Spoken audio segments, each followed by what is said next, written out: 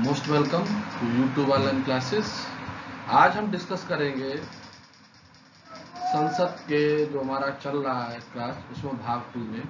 तो इसमें आज हम जो बेसिकली डिस्कस करना है कि संसद भवन के अंदर जो कार्रवाई होती है उसमें बहुत सारे टर्म्स, बहुत सारे समितियां, इस तरीके से बहुत सारी चीजें यूज होती हैं। तो उसके बारे में आज हम डिस्कस करेंगे कि संसद भवन के अंदर सांसदों के द्वारा अपने वक्तव्य या अपनी जो प्रश्न काल होता है उस समय किस तरीके से कौन कौन शब्दावली किस किस के लिए यूज की जाती है, जिससे रिलेटेड हम आज इस वीडियो में डिस्कस करेंगे।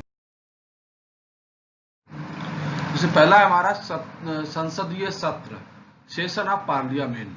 तो संसदीय सत्र में क्या होता है, अनुच्छेद 85 के अनुसार राष्ट्रपति दोनों सदनों को ऐसे अंतराल पर आहूत करेगा कि एक सत्र की अंतिम बैठक व अगले सत्र की प्रथम बैठक के मध्य 6 माह से अधिक का अंतराल ना हो। एक वर्ष में सामान्यतः 3 सत्र होते हैं। प्रथम सत्र होता है हमारा बजट सत्र, दूसरा होता है मानसून सत्र, तीसरा होता है शीतकालीन सत्र। तो एक साल में ये 3 सत्र लगभग संसदीय कार्रवाई में, संसदीय पार्लियामेंट में जो सेशन होता है वो 3 का होता है, बजट सत्र, मानसून सत्र और शीतकालीन सत्र। तो बजट सत्र में क्या होता है, जो साल भर का खर्चा होता है, लेखा जोखा होता है, आय व्यय से संबंधित काम किया जाता है। और मानसून सेशन या जो हमारा विंटर सेशन जो है वो नॉर्मल कार्रवाई के लिए संसद की बैठक को निम्न तरीकों से समाप्त किया सकता है। कौन कौन से तरीके हैं जिनसे जो संसद में बैठकें चल रही हैं उनको रोका जा सकता हो या समाप्त किया सकता है। तो पहला उसमें आता है स्थगन, दूसरा है अनिश्चितकालीन स्थगन, सत्रावसान, विघटन। तो विघटन का केवल लोकसभा में आया होता है। संसद की प्रत्येक बैठक में 2 सत्र होते हैं, प्रातः 11 बजे से 1 बजे तक और फिर दोपहर में 2 बजे से 6 बजे तक शाम तक होता है। तो इस सत्र के 2 सत्र में मीटिंग जो होती है। तो स्थगन कब होता है कि जब कोई विधेयक लाया जाता है या किसी क्वेश्चन के दौरान, प्रश्न काल के दौरान, जब संसद भवन की कार्रवाई में संसद सदस्यों द्वारा, सांसदों द्वारा, पक्ष विपक्ष के द्वारा अत्यधिक व्यवधान उत्पन्न हो जाता है, शोर शराबा होता है, बहस हो जाती है या झगड़े जैसी परिस्थितियां जब उत्पन्न हो जाती है, तब सदन को स्थगित किया जाता है या बैठक को समाप्त किया जाता है। स्थगन तो जब अध्यक्ष के द्वारा संसद की बैठक के कार्य को कुछ निश्चित समय के लिए स्थगित करना जो है वो स्थगन कहलाता है। कुछ घंटे, हमारी जो टाइम है जो स्थगन का, वो कुछ घंटे हो सकता है, कुछ दिन हो सकता है, कुछ सप्ताह हो सकता है।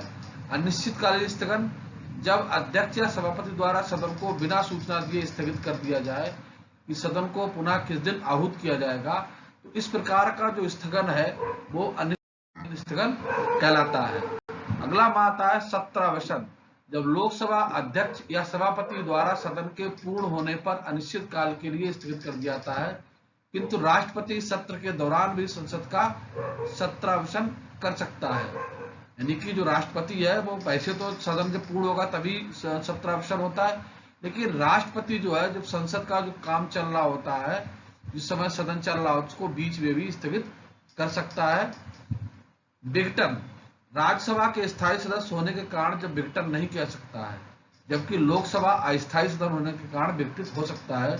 लोकसभा को 2 तरीकों से विघटित किया सकता है। स्वयं विघटन, 5 वर्ष का कार्यकाल पूर्ण होने पर, वह काल पूर्ण होने पर राष्ट्रीय आपातकाल के समय बढ़ाया गया हो, किंतु किसी भी परिस्थिति में आपातकाल खत्म होने के बाद लोकसभा के कार्यकाल को 6 माह से अधिक नहीं बढ़ा सकता है। अनेक परिस्थितियां हैं, या तो सरकार का समय पूरा हो गया हो, या कोई इमरजेंसी लागू हो गई हो, देश में आपातकाल आ गया हो किसी बीमारी की वजह से, युद्ध के समय से।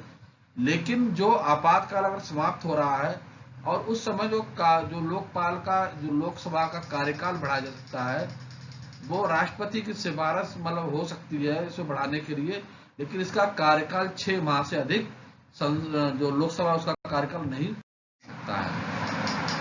सदन में बहुमत ना होने की स्थिति में लोकसभा विघटित हो सकती है। जैसे कोई सत्ता पक्ष में है, उसका जो किसी वजह से सदस्य कम हो जाने की वजह से या सदस्य पूरे न होने के कारण जो है जो है राष्ट्रपति जो लोकसभा को भंग करने का निर्णय ले सकता है, विघटन करने का निर्णय ले सकता है। लोकसभा के विघटन होने की स्थिति में इसके संपूर्ण कार्य जैसे विधेयक, प्रस्ताव, संकल्पना, नोटिस, याचिका समाप्त हो जाते हैं। जो कार्य संसद भवन के सांसदों द्वारा किए जाते हैं वो सभी रुक जाते हैं, बंद हो जाते हैं। जो लोकसभा या राज्यसभा में विचाराधीन है उन्हें नवगठित लोकसभा द्वारा पुनः लाना आवश्यक है, जबकि राज्यसभा के द्वारा पारित विधेयक या प्रस्ताव लोकसभा के भंग होने की स्थिति में समाप्त नहीं होते। तो उसमें देखिए, अगर लोकसभा में कोई विधेयक पारित हो गया है लेकिन राज्यसभा में नहीं हुआ है तो उन्हें समाप्त किया जा सकता है। लेकिन अगर कोई बिल जो है, हमारा कोई विधेयक जो है वो राज्यसभा में पारित हो चुका है और उस दौरान अगर हमारी लोकसभा भंग हो जाती है तो जैसे ही नई लोकसभा चुन के आएगी, नई लोकसभा गठित होगी, तो उन प्रस्तावों को जो है भंग होने की स्थिति में समाप्त नहीं करता और पुनः विचार के लिए लाया जा सकता है।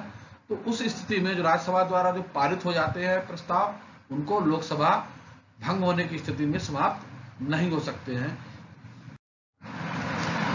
ऐसे विधेयक जो दोनों सदनों की असहमति के कारण पारित ना हुआ हो और राष्ट्रपति ने विघटन से पूर्व दोनों सदनों की संयुक्त बैठक बुलाई हो और समाप्त नहीं होता है। तो ऐसा विधेयक है कि दोनों असहमत थे लेकिन उन पर सहमति नहीं बन पाई और उससे पूर्व जो है, मतलब विघटन से पूर्व यह कार्य हो गया, उसके बाद राष्ट्रपति ने लोकसभा को भंग कर दिया हो तो, और उसके बाद संयुक्त बैठक बुलाई जा चुकी हो, तो ऐसे विधेयक जो है वो समाप्त नहीं होते हैं। राष्ट्रपति द्वारा पुनर्विचार के लिए लौटाया गया विधेयक या राष्ट्रपति के पास विचाराधीन विधेयक समाप्त नहीं होता है। तो लोकसभा राज्यसभा के द्वारा जब कोई विधेयक पारित हो जाते हैं, पास हो जाते हैं, तो उनको फाइनल स्वरूप देने के लिए, अंतिम रूप देने के साइन के लिए राष्ट्रपति के द्वारा भेजा जाता है।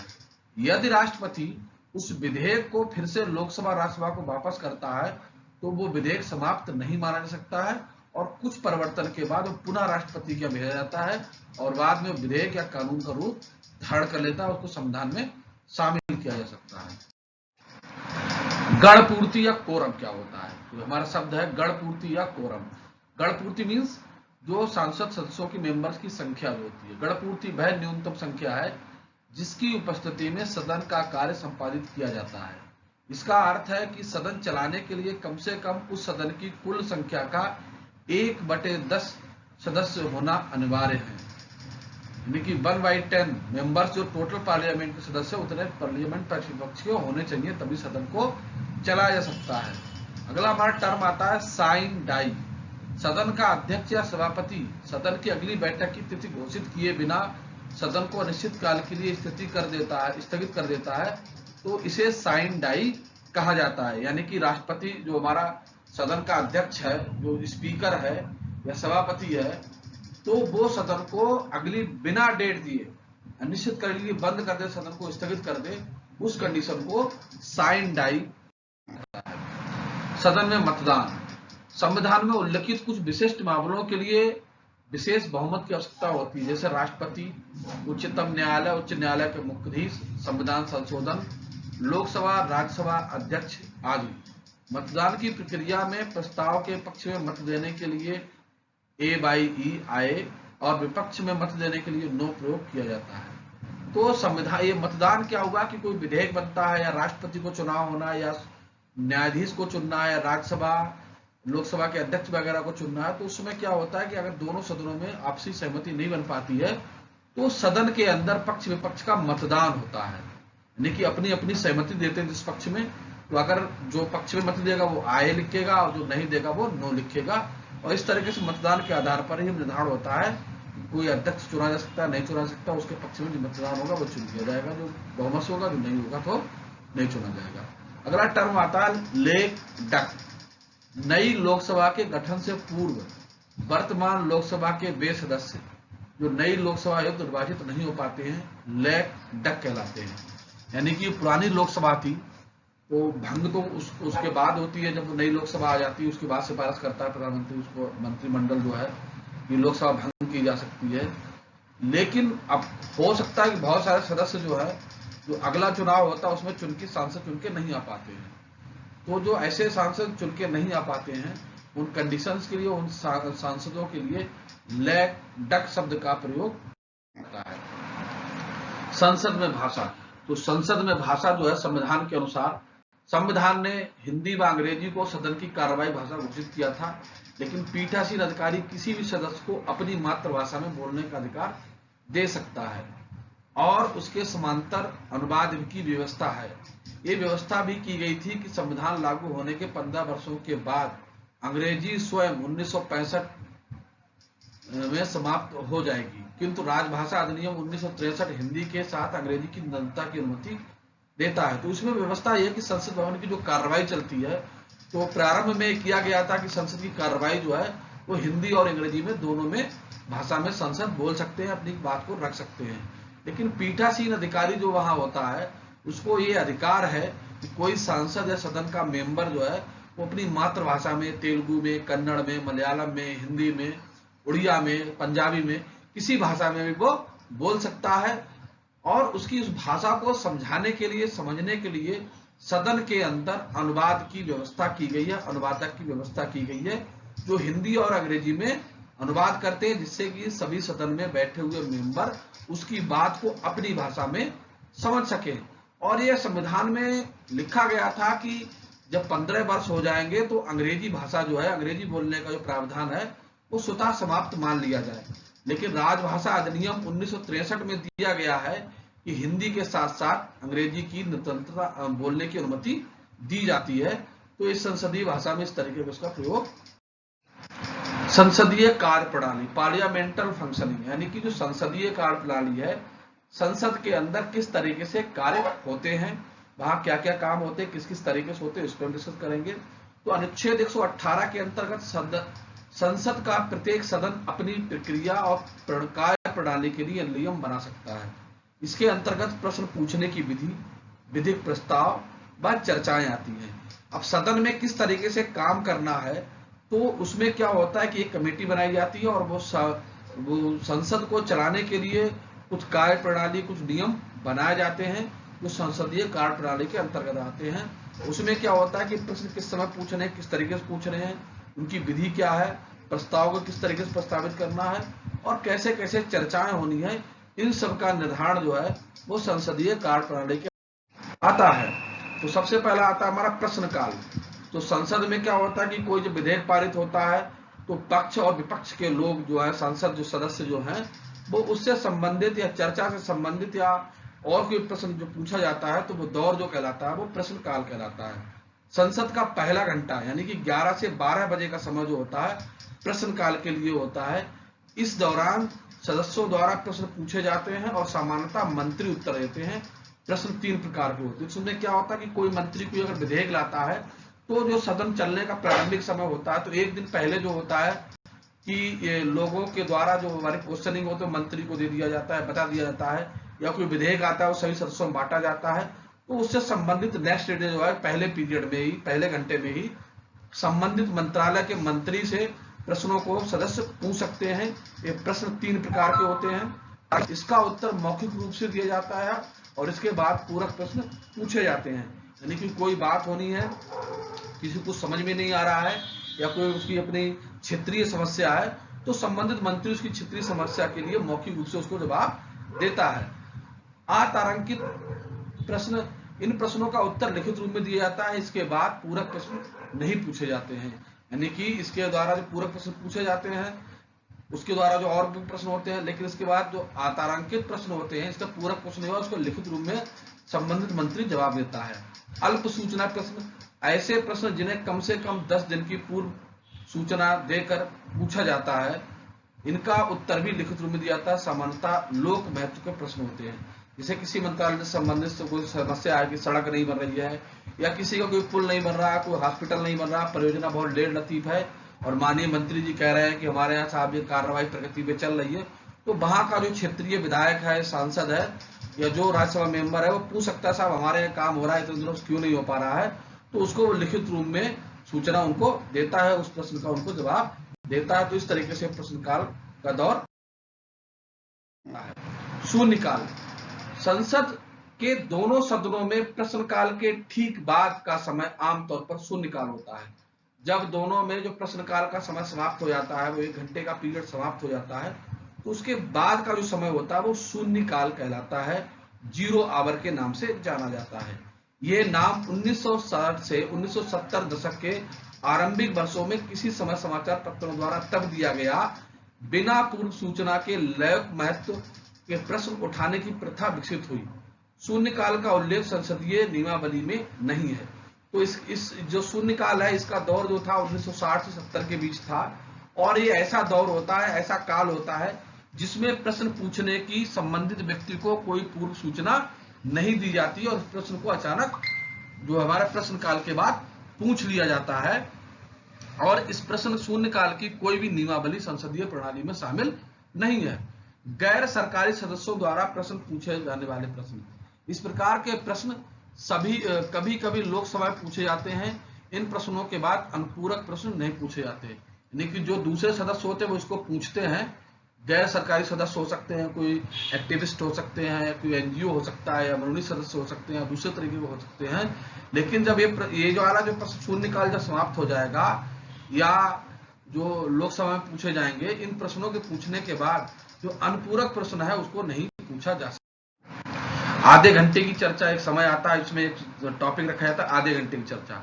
तो किसी ऐसे प्रसंग से उत्पन्न होने वाले मामलों पर जिनका उत्तर सदन में दिया जा चुका है, पहले दिया गया मंत्री के द्वारा, आधे घंटे की चर्चा के लिए सप्ताह में 3 दिन सोमवार, बुध, शुक्रवार को बैठक अंतिम आधे घंटे में की जाती है। यानी कोई वो हमारी चर्चा हो चुकी किसी विधेयक पर, किसी सुझाव पर या किसी मामले पे, उसका उत्तर दिया जा सका है मंत्री महोदय के द्वारा, लेकिन फिर भी 3 दिन का जो समय होता है सोमवार, बुध और शुक्रवार को, उसमें जो बैठक के अंतिम समय चल रहा होता है, संसद कार्रवाई का जो अंतिम घंटा होता है, उस आधे घंटे में इनके बारे में चर्चा की जा सकती है, और वो समय कहलाता है आधे घंटे की चर्चा के नाम कहा जाता है। प्रस्ताव, किसी विषय पर सदन की राय जानने वाले मसौदे को प्रस्ताव कहा जाता है। ऐसे प्रस्ताव निम्न प्रकार के होते हैं। विश्वास प्रस्ताव, ये प्रस्ताव सत्ता पक्ष द्वारा लाया जाता है। ऐसा प्रस्ताव सत्ता पक्ष राष्ट्रपति के निर्देश पर प्रस्तुत करता है। आम चुनाव के पश्चात प्रत्येक सरकार को राष्ट्रपति द्वारा दी गई अवधि के अंतर्गत लोकसभा में अपना बहुमत सिद्ध करने के लिए विश्वास प्रस्ताव लाना पड़ता है। तो अगर देखा जाए कोई मसौदा है, कोई बात है, तो उसको किस तरह के सदन में रखा जाए, उस सदन में अपनी बात को जो रखने का तौर तरीके हैं उसे प्रस्ताव कहा जाता है। और ये प्रस्ताव निम्न प्रकार को जैसे कहते हैं विश्वास प्रस्ताव। तो विश्वास प्रस्ताव ये होता है कि सदन के लिए जो सत्ता पक्ष होता है, जो सत्ता संचालन करेगा सदन का, जो देश का नेतृत्व करेगा, तो राष्ट्रपति का निर्देश दिया जाता है जब चुन के आता है कि आप अपना विश्वास जो है व्यक्ति द्वारा एक निश्चित अवधि दी जाती है। उस अवधि में क्या होता है कि जो सत्ता पक्ष होता है, जो सरकार बनाने का दावा करता है, वो सदन के अंदर ये सिद्ध करता है कि हमारे साथ 2/3 लोग हैं या 2/3 सदस्य जो है हमारे साथ हैं, और जिसके साथ 2 सदस्य होते हैं वही सरकार बनाने का हकदार होता है। तो उस प्रस्ताव को विश्वास प्रस्ताव कहा जाता है। दूसरा अविश्वास प्रस्ताव होता है, यह कम से कम सदन के 50 सदस्यों द्वारा उनके हस्ताक्षर से लाया जा सकता है। इसके लिए जानने के कारण का उल्लेख आवश्यक नहीं, परंतु इसके पारित हो जाने पर सरकार या मंत्रिपरिषद समाप्त हो सकती है। तो कभी कभी क्या होता है कि विपक्ष को लगता है कि सरकार के पास जो है वो पूर्ण सदस्य नहीं है सरकार चलाने के लिए, कम है, या उनके अंदर उन्हें लगता है कि सरकार गिरा सकते हैं, कि उस असंतुष्ट साथी है जो हमारे साथ आ सकते हैं। तो इस कंडीशन में विपक्ष के 50 सदस्य जो है वो अविश्वास प्रस्ताव सदन में रखते हैं और उस पर वोटिंग या चर्चा करके उसको करा जा सकता है। तो इसमें कंडीशन यह है कि अगर पूर्ण बहुमत सिद्ध नहीं हो पाया, इसमें वोटिंग भी होती है, तो वह सदस्य कम रह गए, पूरा नहीं कर पाए 2/3, सरकार भंग हो सकती है, मंत्रिपरिषद भी समाप्त हो जाती है। फिर अगला आता है निंदा प्रस्ताव। सदन में विपक्ष द्वारा 50 सदस्यों के हस्ताक्षर से किसी मंत्रिपरिषद की आलोचना करने के लिए प्रस्ताव लाया जाता है। इसके विपरीत इसके पारित होने पर सरकार पर दबाव बनता है, किंतु सरकार त्यागपत्र देने के लिए बाध्य नहीं है। इसमें क्या होता है, कोई घटना है, कोई विधेयक है या उससे संबंधित कोई मामला है देश में किसी संबंधित क्षेत्र से, तो उसमें विपक्ष के 50 सदस्य हस्ताक्षर करेंगे और सदन में रखा जाएगा और उसमें प्रस्ताव लाया जाएगा। और अगर वो प्रस्ताव पास हो जाता है तो उसके द्वारा आलोचना की जाती है सरकार को, कि सरकार को बताया जाता है तुम्हारे अंदर क्या कमियां, क्या नहीं होना चाहिए। और लेकिन उस कंडीशन में क्या होता है कि सरकार चाहे उस मत पे जीत पाए या ना जीत पाए वोटिंग में, लेकिन सरकार जो है त्याग पत्र नहीं दे सकती, उस पर त्याग पत्र बाध्य नहीं है, लेकिन सरकार पर एक तरीके से सही काम करने का दबाव बनाया जाता है, तो ऐसा प्रस्ताव निंदा प्रस्ताव कहलाता है। अगला प्रस्ताव हमारा आता है ध्यानाकर्षण प्रस्ताव। ये प्रस्ताव 1954 में भारत में विकसित हुआ था। इसके तहत समाचार पत्रों, टीवी पर प्रकाशित खबरों या लोक महत्व के विभिन्न मामलों पर सदन का ध्यान खींचने के लिए लाया जाता है। इसे लेने से पूर्व 10 बजे से पहले सूचना देना अनिवार्य है। यानी कि इस जो ध्यानाकर्षण प्रस्ताव है 1954 से संचालित होना शुरू हुआ, इसको संसदीय कार्यवाही में शामिल किया गया था। इसमें क्या होता है कि समाचार पत्रों, टीवी या दूसरे जो हमारे समाचार के माध्यम है या सूचना के माध्यम है, उनके जो लोक महत्व है, सड़क का मामला है, किसी हॉस्पिटल का मामला है, किसी की मौत का मामला है, या युवाओं से लेकर नौकरी का मामला है, तो इस तरीके की जो प्रॉब्लम्स होती हैं उनकी इस तरफ ध्यान खींचने के लिए इसको सदन में लाया जाता है। लेकिन इसको लाने के लिए, इसको मुद्दे को उठाने के लिए, इस प्रस्ताव को भेजने के लिए 10 बजे से पूर्व यानी सदन प्रारंभ होने से पहले सूचना देना अनिवार्य। स्थगन प्रस्ताव, इस प्रस्ताव को पेश करने का मूल उद्देश्य हाल के किसी लोक महत्व के या किसी ऐसे मामले की ओर है जिसके गंभीर परिणाम हो सकते हैं और उचित सूचना देने में देरी हो सकती है, और और सदन का ध्यान खींचना है।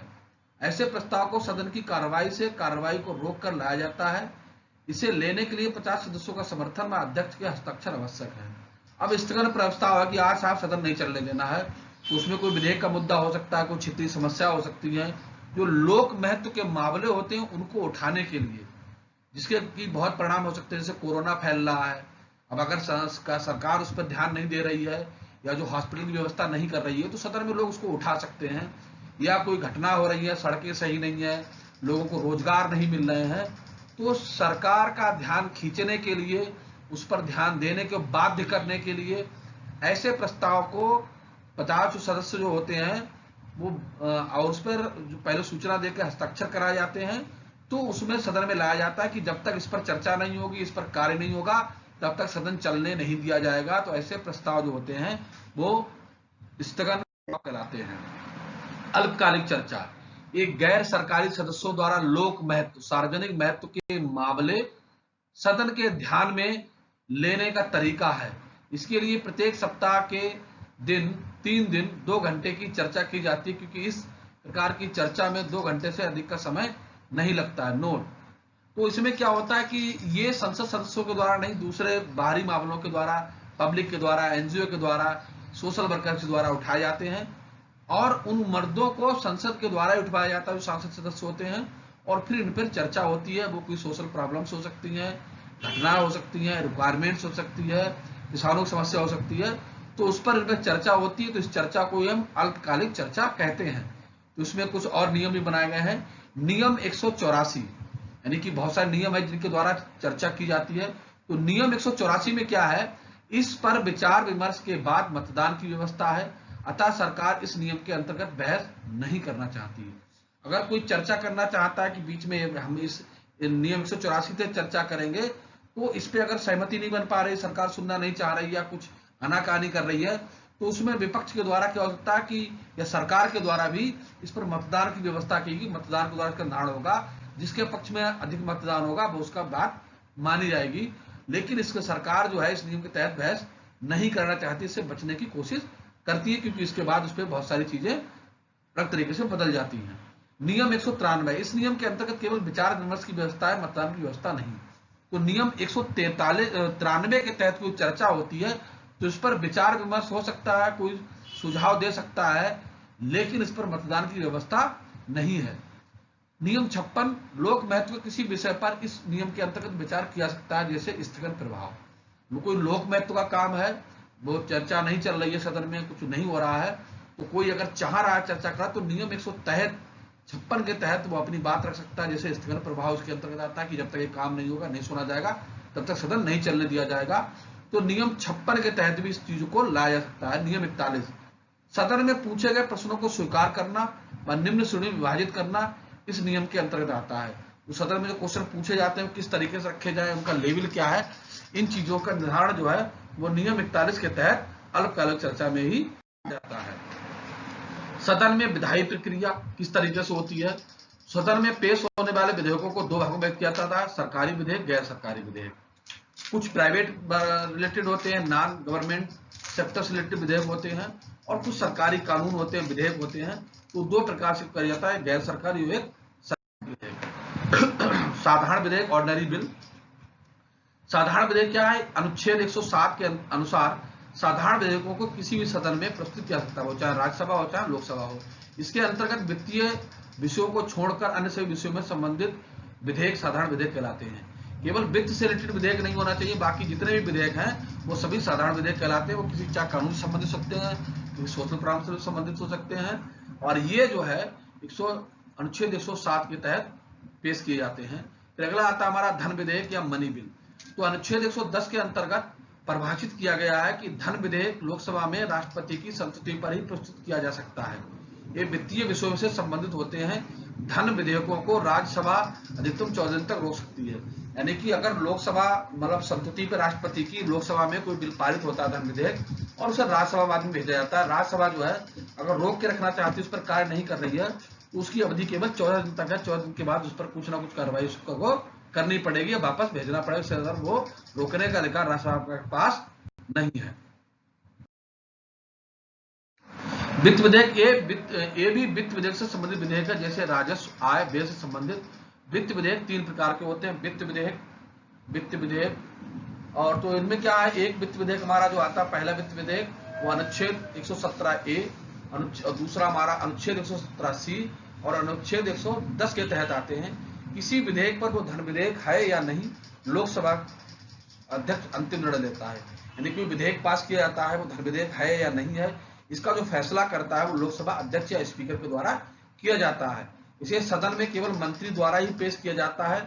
राज्यसभा व राष्ट्रपति के पास भेजने से पूर्व अध्यक्ष इसका धन विधेयक के रूप में प्रश्नांकन करता है, यानी कि घोषित करेगा धन विधेयक है या नहीं है।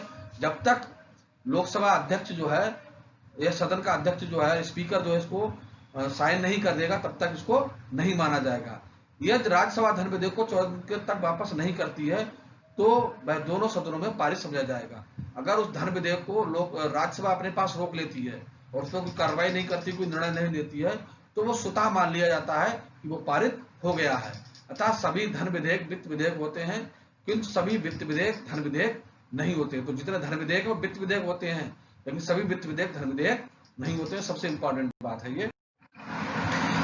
संविधान संशोधन विधेयक अनुच्छेद 368। तो संविधान में कुछ चेंज करना होता है तो उसके लिए अनुच्छेद 368 की हेल्प ली जाती है।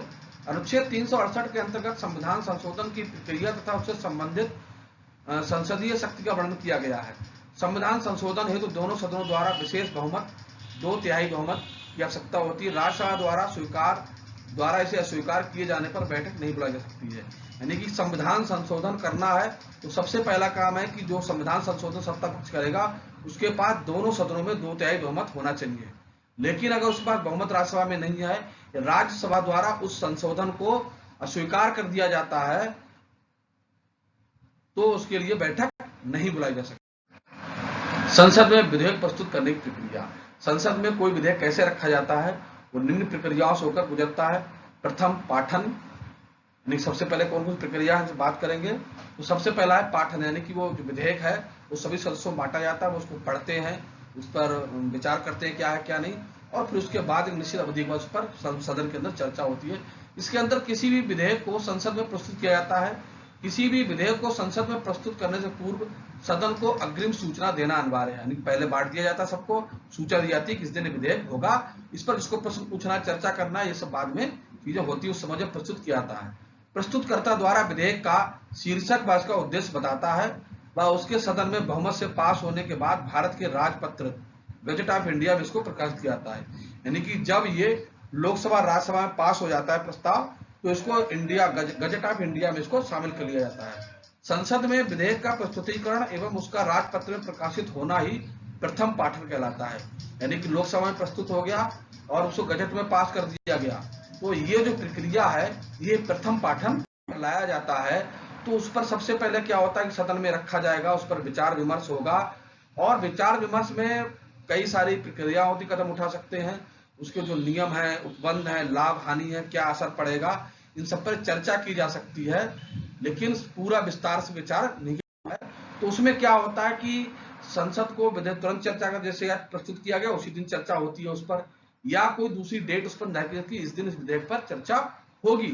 दूसरा क्या होता है कि एक प्रवर समिति बनाई जाती है कि जो सदस्यों की राय होती है कि इसमें चेंजेस होना चाहिए, उस प्रवर समिति को भेज दिया जाता है और फिर उसमें चेंजेस कर दिए जाते हैं, उस पक्ष लोग रहते हैं, या फिर जनता के लिए सार्वजनिक कर दिया जाता है कि इसमें कोई दिक्कत है, किसी प्रॉब्लम है तो उसको सदन को सूचित करे, संस्था को सूचित करे, उसमें फिर उसके परिवर्तनों पर या उसके विचारों पर विचार किया जाएगा। समिति अवस्था, इस अवस्था में विधेयक पर विचार अथवा उसके उपबंधों को तैयार किया जाता है, किंतु समिति विधेयक के मूल विषय में परिवर्तन नहीं कर सकती। इस विधेयक की समीक्षा के बाद इसे सदन को सौंपा जा सकता है। तो किसी विधेयक को जब बनाया जाता है तो एक समिति बनाई जाती है, तो वो समिति जो है अपना विभिन्न प्रकार के अध्ययनों द्वारा उसमें विचार रखती है, लेकिन विधेयक के मूल स्वरूपों को बदलता नहीं है और उसके जो नियम कानून उनको तैयार करने का काम करता है। अगर देखा जाए तो जो विधेयक तैयार होता है उसके लिए समिति गठित की जाती है, उसमें कई सारे मेंबर्स होते हैं, फिर उसको लिख के और पूरी तरीके से उसको तैयार कर सकते हैं, लेकिन विधेयक के मूल विषय में परिवर्तन नहीं कर सकते। और जब विधेयक जब बन जाता है उसके समीक्षा सदन को, मतलब वो सदन में लाया जाता है, जिससे कोई बताया जाता है कि इस तरीके से इसमें प्रावधान है, उनमें कोई चेंज अगर होता है तो उसको विचार जाता है। विचार विमर्श की अवस्था, प्रवर समिति द्वारा विधेयक प्राप्त होने के उपरांत सदन द्वारा सभी उपबंधों पर खंडवार चर्चा मतदान होता है। इस अवस्था में इसमें संशोधन कर विधेयक को जोड़ा जा सकता है, यानी कि विधेयक लाया गया उससे संतुष्ट नहीं है, उनकी जो राय होती है या समिति में कुछ बताया जाता है तो उनमें चेंज करके उस विधेयक को फिर से लाकर फिर से उसमें जोड़ के विधेयक में बातें करके संशोधन किया जाता है। तृतीय चरण, इस चरण में विधेयक को केवल स्पीकर अस्वीकार कर सकता है, स्वीकार कर सकता है, उसको अधिकार है, तथा इसमें संशोधन नहीं कर सकता है। एक सदन से पारित होने के बाद दूसरे सदन में भेज दिया, नहीं लोकसभा पारित होने के बाद इस विधेयक को राज्यसभा में भेजा जाता है। दूसरे सदन में भी प्रथम सदन की तरह इसमें भी प्रथम द्वितीय तृतीय चरण होते हैं, यानी राज्यसभा में वही प्रक्रिया शुरू होगी। दूसरे सदन में भी वापस होने के बाद विधेयक को राष्ट्रपति के पास स्वीकृति के पास भेजा जाता है, यानी कि जब विधेयक को यह लोकसभा और राज्यसभा में जब पारित हो जाएगा उसके बाद वो विधेयक जो है फिर राष्ट्रपति के पास भेजा जाएगा, राष्ट्रपति के साइन होने के बाद ही वो संविधान का हिस्सा बन जाएगा। राष्ट्रपति की अनुमति, अनुच्छेद 111 के तहत जब अनुसार जब संसद के दोनों सदन द्वारा पारित विधेयक राष्ट्रपति के पास स्वीकृत करने के लिए भेजा जाता है तो राष्ट्रपति के पास 3 विकल्प होते हैं। राष्ट्रपति विधेयक को स्वीकृति दे सकता है, राष्ट्रपति विधेयक को ना देने हेतु राष्ट्रपति को रोका जा सकता है, राष्ट्रपति द्वारा विधेयक को पुनर्विचार हेतु सदन के पास भेजा जा सकता है, किंतु बिना संशोधन किए विधेयक को पुनः राष्ट्रपति के पास वापस भेजे जाने पर राष्ट्रपति विधेयक पर स्वीकृति देने हेतु बाध्य है। यानी कि 3 चीजें हैं, राष्ट्रपति के पास कोई विधेयक भेजा गया है तो राष्ट्रपति उसे स्वीकार कर सकता है सीधे, या स्वीकृत नहीं कर सकता, रोक सकता है, उसको राष्ट्रपति का अधिकार है। दूसरा क्या है कि राष्ट्रपति पुनः सदन को वापस कर सकता है कि इन मुद्दों पर, इन पॉइंट्स पर इन पे पुनः विचार किया जाए, और उस विचार करने के बाद तो बिना संशोधन के राष्ट्रपति के पास सुप्रीम को नहीं भेजा सकता है। लेकिन बिना कि संशोधन किए विधेयक को पुनः राष्ट्रपति के पास भेजने जाने पर अगर उसको संशोधन नहीं किया, सदन ने फिर से राष्ट्रपति के पास भेज दिया तो इस पर फिर राष्ट्रपति को इस पर स्वीकृति देने के लिए बाध्य होता है, राष्ट्रपति को स्वीकार करना पड़ता है। नोटिस, धन विधेयक केवल मंत्री द्वारा राष्ट्रपति की अनुमति से केवल लोकसभा में पेश किया जाता है। धन विधेयक की जो प्रस्ताव जो मतलब पेश किया केवल लोकसभा में प्रसारित किया जाता है और वित्त मंत्री के द्वारा ही किया जाएगा। इसे पारित करने की प्रक्रिया में ऊपर दी गई प्रक्रियाओं के समान है, किंतु इसे राज्यसभा में अधिकतम 14 दिन तक रोका जा सकता है। अर्थात धन विधेयक के संबंध में लोकसभा के पास शक्ति है, यानी धन विधेयक के लिए लोकसभा ही सब कुछ होती है, वो पास कर सकती है, राज्यसभा में वो 14 दिन से रोक नहीं सकते और उसको ऑटोमेटिक मान लिया। सदन का संयुक्त सदन, यानी संसद का संयुक्त सदन लोकसभा राज्यसभा का संयुक्त सदन कब बुलाया जाता है? संविधान के अनुच्छेद 118 के अंतर्गत सदन के दोनों सदनों की संयुक्त बैठक की व्यवस्था की गई है। इसके अंतर्गत किसी विधेयक पर गतिरोध होने की स्थिति में राष्ट्रपति द्वारा संयुक्त बैठक बुलाई सकती है, या विधेयक को दूसरे सदन में 6 माह से अधिक समय लग गया हो तो वह इन निम्न परिस्थितियों दोनों सदनों की संयुक्त बैठक बुलाई सकती है। यानी कि वो विधेयक रखा गया है तो वहां पर विधेयक पारित नहीं हो पा रहा है और वो देश के लिए, समाज के लिए, लोक महत्व के लिए बहुत महत्वपूर्ण है, या 6 महीने से पहले पड़ा हुआ है फिर भी गतिरोध तैयार है, पक्ष विपक्ष में बात नहीं हो पा रही है, तो उस व्यवस्था को, उस विधेयक को पारित कराने के लिए राष्ट्रपति के द्वारा दोनों पक्ष विपक्ष की संयुक्त बैठक की जाती है राज्यसभा की है, और उसमें आम सहमति बनाई जाती है कि इस बिल को पारित किया जाए, एक लोक महत्व का बिल है। तो इस कंडीशन में दोनों संसद के दोनों संयुक्त सदन की जो है आम बैठक बुलाई जाती है। यदि विधेयक को दूसरे सदन द्वारा स्वीकृत कर दिया जाए, यदि विधेयक में फिर किए गए संशोधन को मानने से असहमत हो, दूसरे सदन बिना विधेयक को पास किए 6 माह से अधिक समय लग गया हो, दोनों सदनों की संयुक्त बैठक की अध्यक्षता लोकसभा द्वारा की जाती है। 3 कंडीशन है, दूसरे सदन के द्वारा, राज्यसभा के द्वारा स्वीकृत कर दिया गया हो, या जो संशोधन किए गए मान्य स्वीकार कर दिया गया हो, या उसके 6 से ज्यादा समय लग गया हो, तो उस कंडीशन में जो है दोनों सदनों की जो है संयुक्त बैठक की जाती है। ये बैठक जो है लोकसभा अध्यक्ष के द्वारा की जाती है, इसकी अध्यक्षता की जाती है, तथा उसकी अनुपस्थिति में लोकसभा उपाध्यक्ष या संयुक्त बैठक की अध्यक्षता की जाती है। लोकसभा उपाध्यक्ष के भी अनुपस्थित होने पर संयुक्त सत्र अध्यक्ष राज्यसभा के उपसभापति, यानी कि अगर हमारा लोकसभा का अध्यक्ष नहीं है तो उसका उपाध्यक्ष इसका अध्यक्ष ही करेगा, वो भी नहीं है तो जो उपसभापति होगा राज्यसभा का, उसकी अध्यक्षता में बैठक की जाती है। उपसभापति की अनुपस्थिति होने पर संयुक्त अध्यक्षता की अनुपस्थिति में अध्यक्षता ना में उपस्थित ना में उपस्थित सदन में उपस्थित सदस्यों के मध्य निर्णय लिया जाता है कि बैठक की अध्यक्षता कौन करेगा, यानी कि दोनों जो पक्ष विपक्ष होते हैं उनकी सहमति से एक अध्यक्ष को उसमें माना जाता है उस समय के लिए, और उसकी निर्देशन में बैठक होती है। 1950 से वर्तमान तक दोनों सदनों की बैठक भी 3 बार बुलाया जाता है। तो दहेज प्रतिषेध विधेयक, यानी कि डाउरी प्रोहिबिटेशन बिल, दहेज प्रथा बिल पर 1960 में बहुत लंबे समय तक चर्चा चली थी, तो उसको बिल को पारित कराने के लिए, दहेज प्रथा बिल को पारित कराने के लिए संयुक्त बैठक बुलाई गई थी। उसके बाद जब बैंकों का राष्ट्रीयकरण हुआ था, नेशनलाइजेशन जब किया गया था, बैंक सेवा आयोग विधेयक बना 1970 में बढ़ाई गई बैठक। आतंकवाद निवारण विधेयक को, यानी पोर्टा प्रिवेंशन टेररिज्म एक्ट बनाने के लिए 2002 में दोनों सदनों की संयुक्त बैठक बुलाई गई थी। ये तीनों जो विधेयक थे बहुत लंबे समय तक विचाराधीन रहे थे, बहुत अटके रहे थे, तो उनको निकालने के लिए, उनको पारित कराने के लिए संयुक्त बैठक का आयोजन किया गया। नोट, धन विधेयक के संबंध में संयुक्त बैठक का प्रावधान नहीं है। धन विधेयक को पारित कराने के लिए संयुक्त बैठक की कोई आवश्यकता नहीं है, क्योंकि धन विधेयक को राज्यसभा द्वारा अधिकतम 14 दिन से ज्यादा रोका नहीं जा सकता है, नहीं तो दोनों सदनों के स्वयं ही पारित में, यानी कि धन विधेयक लोकसभा में पारित हो गया है, राज्यसभा भेजा जाता है, राज्यसभा उसको पारित नहीं करती है, तो स्वतः 14 दिन के बाद उस बिल को पारित मान लिया जाता है। संसद में बजट, तो संसद में बजट सत्र ही चलता है। बजट क्या होता है? तो बजट जो होता है जिसमें आय व्यय सरकार जो प्रस्तुत करती है, साल भर का जो सरकार की आवश्यकता होती है, कितना आय है, कितना व्यय है, कितना होगा, कितना आएगा, तो इस तरीके जो रूपरेखा प्रस्तुत की जाती है बजट कहलाता है। संविधान के अनुच्छेद 112 के अंतर्गत प्रत्येक वित्त वर्ष के संदर्भ में मंत्री द्वारा भारत सरकार की अनुमानित प्राप्तियों एवं व्यय का विवरण संसद के समक्ष प्रस्तुत किया जाता है, जिसे वार्षिक वित्तीय विवरण या बजट कहते हैं। बजट में सरकार की प्राप्तियों को, जिनमें सरकारी विधेयक रखे जाते हैं, 3 भागों में देखा सकता है: संचित निधि, आकस्मिक निधि, लोक लेखा निधि, consolidated fund, contingency fund, public fund. तो उनको भागों में बांटा जाता है कि आगे किस तरह की सरकार करेगी, खर्चा क्या करेगी, कौन कौन सी खिलाएगी, पैसा कहां से आएगा जाएगा, ये सब बातें बजट सत्र में बताई जाती हैं। संचित निधि क्या होती है?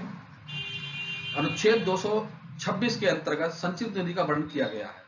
इसमें सरकार को प्राप्त होने वाले सभी राजस्व, यानी जो टैक्सेस प्राप्त होते हैं सरकार को, जो पैसा डायरेक्ट इनडायरेक्ट मिलता है पब्लिक से या दूसरे स्रोतों से, वो संचित निधि के द्वारा आता है। यानी कि 226 के अंतर्गत संचित निधि का वर्णन किया गया है। इसमें सरकार को प्राप्त होने वाले सभी राजस्व तथा सरकार द्वारा किए जाने वाले ऋणों व सरकार द्वारा दिए जाने वाले ऋणों से प्राप्त धनराशि का वर्णन किया जाता है। सरकार का पूरा खर्चा संचित निधि से होता है तथा बिना संसद की अनुमति के इस निधि से धन नहीं निकाल सकता है। अब इसमें क्या होता है कि जो सरकार को ऋण देने से, लेने से, टैक्सेस से जो पैसा प्राप्त हो रहा है वो संचित निधि होता है। जो संचित निधि है वो बिना सदन की, संसद की अनुमति के सरकार इसको खर्च नहीं कर सकती, नहीं निकाल सकती। फिर आता आकस्मिकता निधन, यानी कि अनुच्छेद 267 के अंतर्गत आकस्मिकता निधन का प्रावधान किया गया। इस निधि से धन निकालने के लिए राष्ट्रपति समर्थ बनाया गया है। जब कभी सरकार को संसद की स्वीकृति मिलने से पूर्व भी अप्रत्याशित आवश्यक खर्च करना पड़ता है, तो इस प्रकार व्यय के लिए आकस्मिक निधि का प्रावधान किया गया है। मान लो सरकार नहीं है, संसद भंग हो गई है, या इतना टाइम नहीं है कि संसद में सदन में चर्चा की जाए, आकस्मिक धन की आवश्यकता है, तो उसे सीधे राष्ट्रपति की अनुमति से, स्वीकृति से निकाला जा सकता है, या आकस्मिक कहलाता है। लोक लेखा निधि सरकार की सामान्य प्रवृत्तियों, बजट व्यय के अतिरिक्त सरकारी लेखों में कुछ अन्य लेन देन, जैसे भविष्य निधियों के संबंध में लेन देन, अन्य जमा का हिसाब भी रखा जाता है, जिसके संबंध में सरकार लगभग एक बनकर के रूप में कार्य करती है। इस प्रकार प्राप्त रकमों एवं विवरण को लोक निधि में दिखाया जाता है। सामान्यतः यह निधि सरकार की नहीं होती है, अतः इससे पैसा निकालने के लिए संसद की अनुमति की आवश्यकता नहीं होती है। इसके अंतर्गत सरकारी क्षेत्रों का निजीकरण व ऋण देना भी शामिल है। इसमें क्या होता है, इसमें लोगों की पेंशन फंड है, या जो कर्मचारी निधि है, या बीमा का क्षेत्र है, या अलग तरीके जो लोगों ने बैंक के सरकार जो दूसरे क्षेत्र हैं, उन जो निधि होती है वो लोक लेखा निधि कहलाती है। और इसके अंतर्गत निजी क्षेत्र भी को ऋण देना और लेना दोनों शामिल होते हैं लोक लेखा निधि। बजट को पारित करने की प्रक्रिया, बजट पारित किस तरीके होता है? इस तरह तो बजट को धन जो होता है वो उस तरीके से आता है। अब बजट को पारित कैसे करा जाता है? संसद में बजट पारित करने से पूर्व निम्न प्रक्रियाओं से गुजरना होता है। तो बजट पारित के लिए निम्न प्रोसेस होता है। पहला कौन सा प्रोसेस है? बजट का प्रस्तुति, पहले बजट प्रस्तुत करेगा वित्त मंत्री के द्वारा, आम बहस उस पर जो प्रस्तुत किया जाएगा, आय जो व्यय का जो जोखा रखा जाएगा, कितना घाटा और कितना मुनाफा, कितना आएगा कितना जाएगा, कौन कौन से कहाँ लगेगा, ये बातें सब रखी जाएंगी, तो बजट प्रस्तुति कहलाएगा। तो उस पर बहस होगी तो आम बहस कहलाती है। विभागीय समितियों द्वारा जांच, हर विभाग को क्या क्या चाहिए है, कितनी आय, कितनी व्यय, कितना घाटे मुनाफा, ये सब बातें की जाती हैं। अनुदान की मांग पर मतदान, विनियोग विधेयक का पारित होना, वित्त विधेयक का पारित होना है। तो ये सभी जो है बजट पारित होने की प्रोसेस है। भारत में बजट पद्धति का आरंभ भारत के प्रथम वायसराय लॉर्ड कैनिंग ने 1958 के कार्यकाल में शुरू किया था।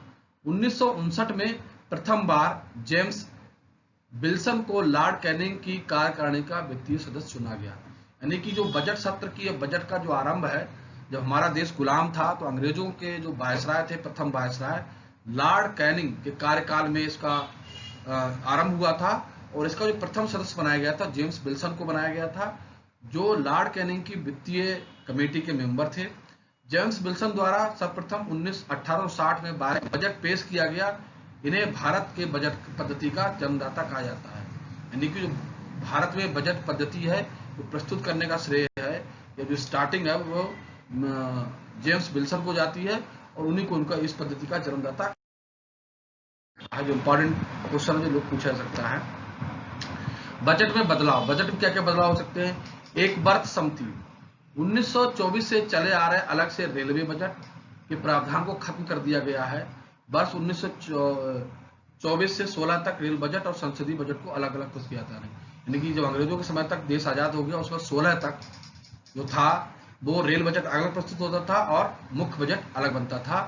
तो 2016 में माननीय नरेंद्र मोदी जी के नेतृत्व में सरकार चल रही है, उस सरकार ने रेल बजट को समाप्त कर दिया गया था। रेल का बजट था उसको मुख्य बजट में, मेन बजट में ही शामिल कर दिया गया था, और उन्होंने कहा इसका अलग से बजट प्रस्तावित नहीं होगा। तो ये जो था इसका गठन जो एक बार समिति ने किया था तो पेश किया जाता रहा, अब अलग से बजट नहीं होता। तो एक क्वेश्चन पूछा सकता है कि रेल बजट जो रेल बजट का प्रस्तुत करने का जो था, रेल बजट को अलग से प्रस्तुत करना कब बंद किया गया? तो उसका जवाब हो सकता है 2016 तक जो रेल बजट था वो बजट के से अलग प्रस्तुत होता था, लेकिन 2016 से रेल बजट को समाप्त कर दिया गया है।